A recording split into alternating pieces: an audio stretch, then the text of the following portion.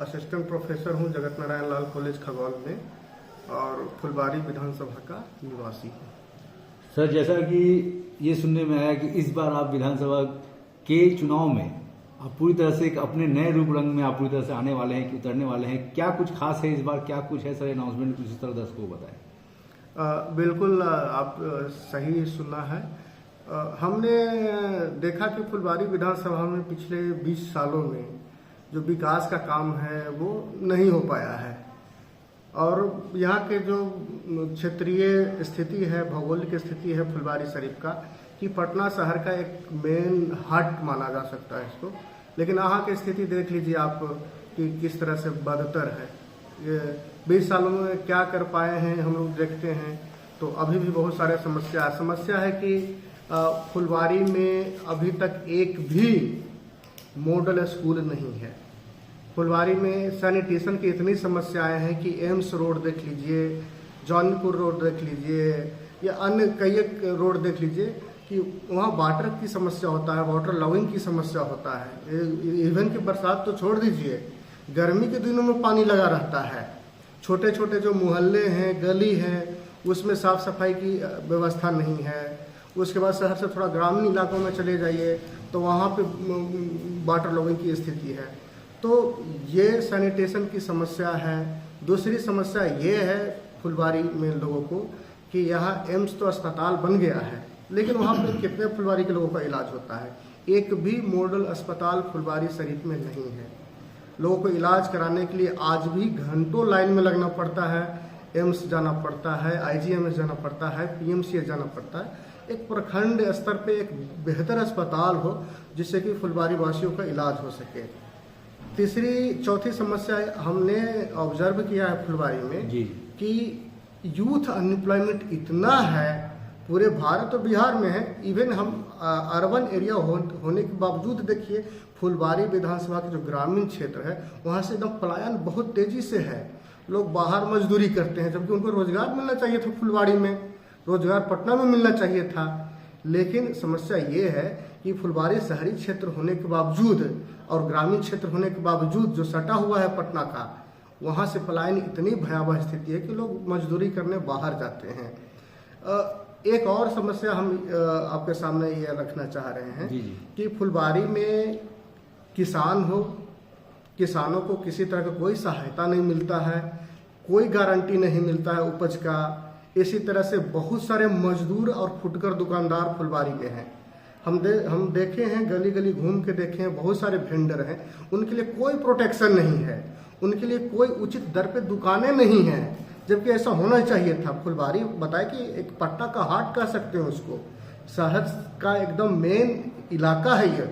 Airport से 3 kilometre दूर पर फुलबारी विधानसभा है, उसके नजदीक है। फुलबारी शरीफ जो है नामी इलाका है, सूफी के लिए जाना जाता है। लेकिन यहाँ अभी भी देख लीजिए कि विकास का जो स्थिति है 15-20 सालों में, उसके पहले तो जानते ही हैं 15 से 20 सालों में जो भी यहाँ के जनप्रतिनिधि जीत के आए हैं, मुझे लगता है कि उन्होंने बेहतर तरीके से काम नहीं किया है। इसलिए ये मानते हैं बिल्कुल एकदम इसमें निसंकोच हम कहेंगे कि जो भी जनप्रतिनिधि जीत के आए हैं, किसी भी पार्टी का हो, किसी भी दल का हो, कोई भी व्यक्ति हो, फुलबारी में बेहतर काम नहीं कर पाए हैं। इसलिए फुलबारी आज जो है ना विकास का रास्ता देख रहा है, चाहे किसी भी क्षेत्र में ले लीजिए।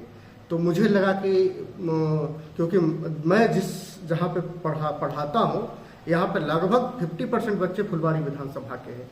मैं उनसे पूछता हूँ, उनके गार्जियन से पूछता हूँ, मैं घूमता हूँ, हर एक लोगों से मिलता हूँ। उन्होंने यही कहा कि फुलबारी का सर जो विकास है वो एकदम पटरी से उतर चुका है, यहाँ विकास हुआ ही नहीं है। जबकि विकास ऐसा होना चाहिए था। अन्य क्षेत्र ले लीजिए ना, इसका सदर ले लीजिए, दानापुर ले लीजिए, पटना सिटी का इलाका ले लीजिए, अन्य इलाका ले लीजिए, सब बेहतर और खूबसूरत है। लेकिन फुलबारी में चले जाइए, आपको इतनी दुर्गंध मिलेंगे, इतनी गंदे मिलेंगे कि कहा नहीं जा सकता है। इसलिए मुझे लगता है कि यहाँ पे एक पढ़े लिखे व्यक्ति को आना चाहिए और फुलबारी को विकास में उनका योगदान होना चाहिए।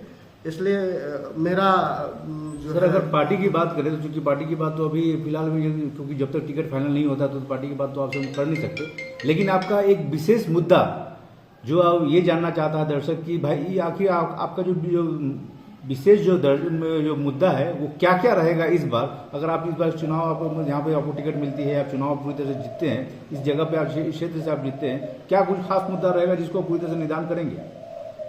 मेरा 4 ही मुद्दा है। सबसे पहला मुद्दा है कि फुलवारी शरीफ में बेहतर शिक्षा की व्यवस्था हो, बेहतर स्कूल होना चाहिए, बेहतर स्वास्थ्य की सुविधा लोगों को मिले, जो फुलवारी में मिले, फुलवारी के बाहर नहीं, फुलवारी में ही मिले। एक मॉडल स्कूल होना चाहिए और सबसे ज़्यादा जरूरी है कि साफ सफाई, शहरी इलाका और ग्रामीण इलाका साफ सफाई बेहतर होना चाहिए।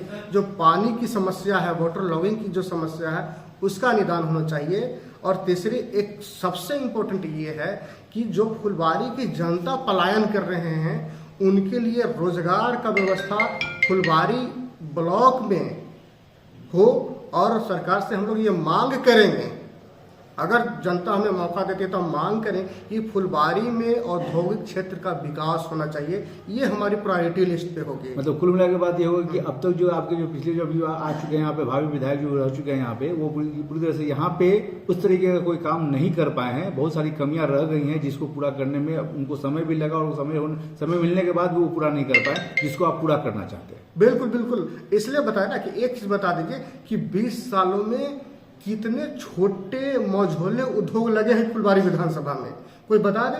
नहीं लगा एक भी।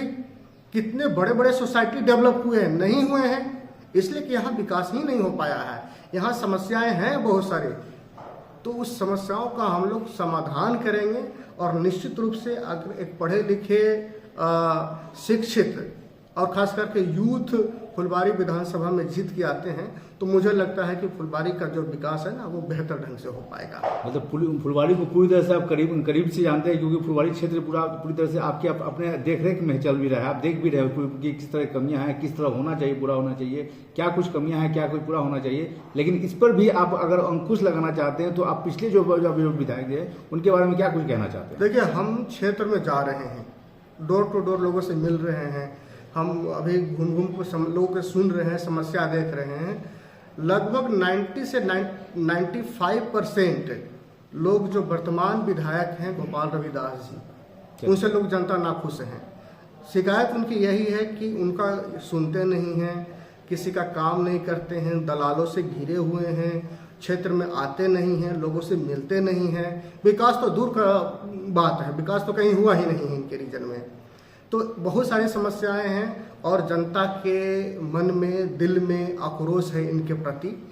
तो मैं ये नहीं कहता हूं कि हम आएंगे इनके विरुद्ध, हमको इनसे बहुत ज़्यादा मामला, लेकिन इनके खिलाफ जनता है, हमें उससे लेना देना नहीं। मुझे अपना एक उद्देश्य है, मेरा एक अपना उद्देश्य है फुलवारी के लिए काम करने का। मतलब आपने ये खुल के कह दिया कि जो गोपाल रविदास जी यहाँ के विधायक हैं वो पूरी तरह से यहाँ पे काम नहीं कर पा रहे हैं, जिसके कारण फुलवारी पूरी तरह से पीछे हो गई है। अब उसको हमको आगे बढ़ाने के लिए मुझे आगे करना होना पड़ेगा। बिल्कुल बिल्कुल, हम तो यही कह रहे हैं कि कोई अगर शिक्षित समझदार व्यक्ति फुलवारी में चुन के आते हैं तो फुलवारी के लिए वरदान होगा। और हमारे जैसा मैं आपको बता रहा हूँ कि मैं इससे पहले मैं वीडियो था और मैं जिस ब्लॉक में रहा हूँ वहाँ बेहतरीन काम किया हूँ, और मैं यहाँ भी हूँ, महाविद्यालय में हूँ, बेहतरीन काम करता हूँ। मुझे काम करने की आदत है।